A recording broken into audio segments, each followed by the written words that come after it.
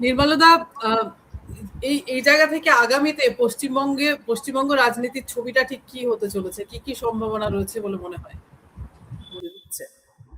আমি একটা কথা ভাবছি যে শুভেন্দু অধিকারী সঙ্গে অমিত শাহ কিংবা নরেন্দ্র মোদীর কোনো ডিফারেন্স হওয়া অ্যাপারেন্টলি কথা নয়, কিন্তু শুভেন্দু অধিকারী তো এই চ্যালেঞ্জটা নিতে পারেন, নিশ্চিত তাকে নিতে হবে, কারণ সে জিতেছে দুবার যে আপনি তৃণমূলকে মমতাহীন করে জিইয়ে রাখুন,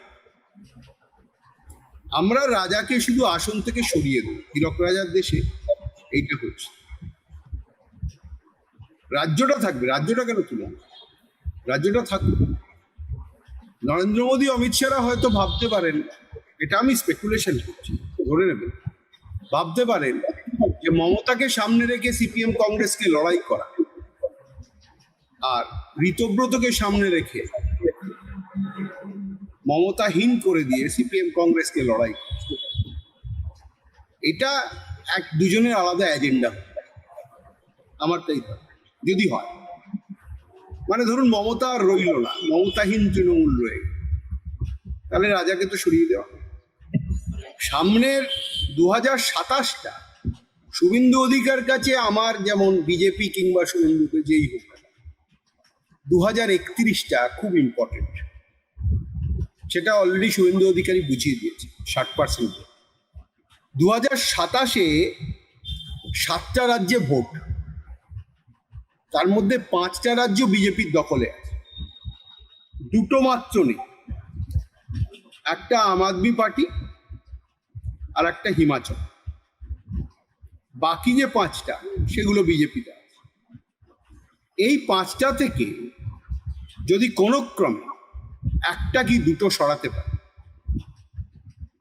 তাহলে কিন্তু মমতা কিন্তু সেই জন্যই দিল্লির জন্য লাফাচ্ছেন। মমতা অনেক দূরদৃষ্টি নিয়েই কাজটা আগে করছে।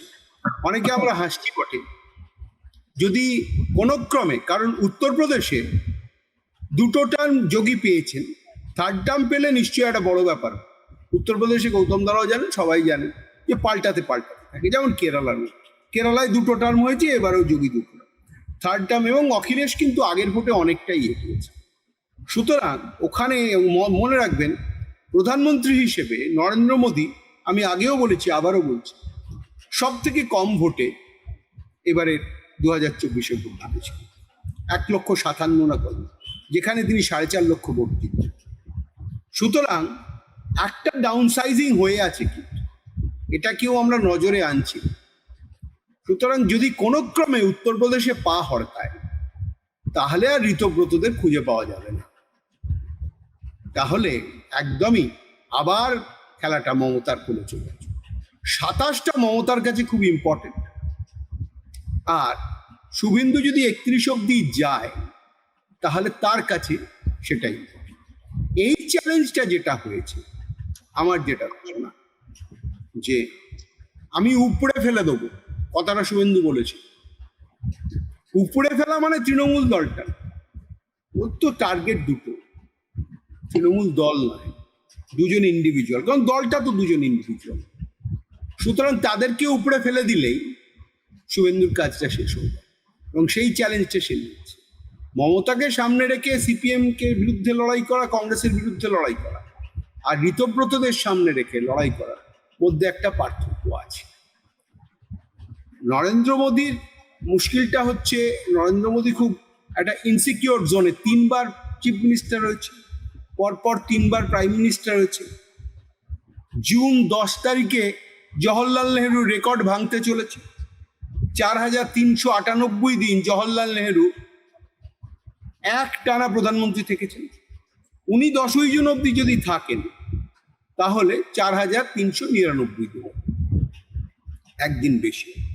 ওনার 3টে এজেন্ডার মধ্যে দুটো ফুলফিল করেছেন, ওকে যে জন্য পাঠানো হয়েছে জানেন, রাম মন্দির হয়েছে আর কাশ্মীর হয়েছে।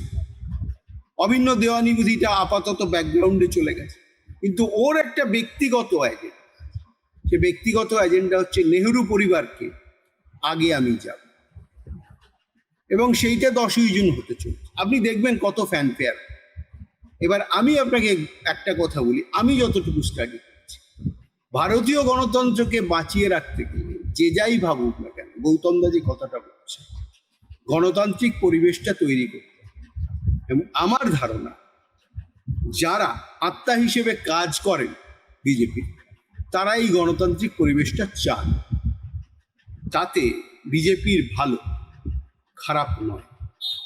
এটা বিজেপির নেতাদের বোধহয় বোঝার সময় এসে গেছে, বুঝতে হবে। তার কারণ তারা 28টা রাজ্যের মধ্যে 22টা রাজ্যে এখন শাসন করছে, এবং 4700 সিটের মধ্যে এখনো যদি কংগ্রেসের রেকর্ডটা ভাঙতে পারে, 4700টা মতো অ্যাসেম্বলি সিট আছে।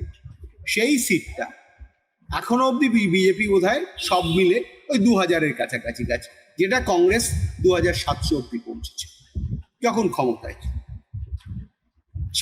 বিজেপি চাইছে একটা জিনিস, একটা আনহিন্ডার্ড মুভমেন্ট চাইছে, যেটা কংগ্রেস পেয়ে গেছিল বাই ডিফল্ট আফটার স্বাধীনতা, এবং একদম সামনে কোনো অপোজিশনই ছিল 67। তারপরে অপোজিশন ইমার্জ করতে শুরু করে। প্রথম 27-29 বছর কংগ্রেস একচ্ছত্র, বিজেপির যারা এখনকার লিডারশিপ ওই জায়গাটা চাইছে, কিন্তু বিজেপির আত্মারা সেটা চাইছে না। সেটা মমতা বন্দ্যোপাধ্যায় খুব ভালো মতো জানেন আমার ধারণা। যার জন্য কোথাও একটা বিজেপি যাতে স্লিপ করে, একটা লাস্ট ডেসপারেট অ্যাটেম্প্ট উনি নিচ্ছেন।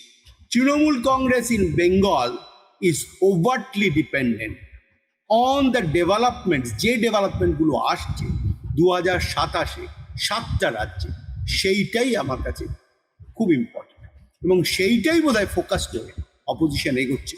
সেখানে যদি আবার আমি বলছি, বিজেপি যদি একটা কি দুটো রাজ্য স্লিপ করে যায়, তাহলে কিন্তু ধরে রাখুন, it is a definite gain for Rahul Gandhi and Mamata Bandyopadhyay. সুতরাং অপোজিশন পলিটিক্সটা ভিয়ার করছে একটা পার্টির পুরো কার্যকলাপের উপর। সেই পার্টি যদি রেসপন্সিবল না হয়, যদি মনে করে রোড রোল করে বেরিয়ে যাব, তাহলে কিন্তু তার ধ্বংস অনিবার্য, হতে বাধ্য, একদম তাসের ঘরের মতো ভেঙে পড়ে যাবে। এখন যে কোঅর্ডিনেশনটা দেখছেন, মমতা বন্দ্যোপাধ্যায় 15 বছর রাজত্ব করেছেন in a fractured opposition, with a fractured opposition. Opposition virtually nil হয়ে গেছে। বিজেপি সেই একই জিনিস করে যাচ্ছে, ফ্র্যাকচার্ড অপোজিশন।